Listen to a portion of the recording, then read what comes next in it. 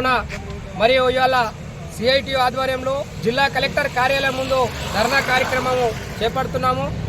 ధర్నా ముఖ్య ఉద్దేశము మరి గ్రామ పంచాయతీ కార్మికులకు గత 3 నెలల నుంచి వేతనాలు ఇవ్వట్లేదు. మరి వేతనాలు ఇవ్వాలని చెప్పేసి మరి మల్టీపర్పస్ విధానాన్ని తీసుకొచ్చిన తర్వాత మరి గ్రామాలలో గ్రామ పంచాయతీ కార్మికులకు అనేక రకాల పనులు చేయిస్తున్నటువంటి పరిస్థితులు ఉన్నాయి.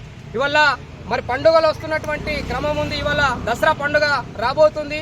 ఇప్పటి వరకు గ్రామ పంచాయతీ కార్మికులకు మరి వేతనాలు ఇవ్వకపోవడము చాలా సిగ్గుసేటు.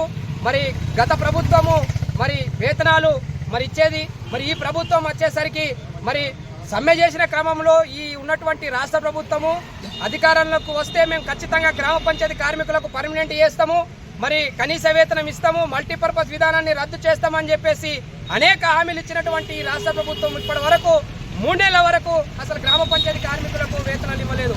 చాలా బాధాకరమైనటువంటి విషయం. ఇవాళ సిఐటియుగా పెద్ద ఎత్తున రాష్ట్ర వ్యాప్తంగా మరి ఈ కార్యక్రమాన్ని చేపడుతున్నాము. మరి రాష్ట్ర ప్రభుత్వం ఆలోచించి గ్రామ పంచాయతీ కార్మికుల సమస్యలను తక్షణమే పరిష్కారం చేయాలని చెప్పేసి ఈ సందర్భంగా మేము సిఐటిగా పిలుపునిస్తున్నాము.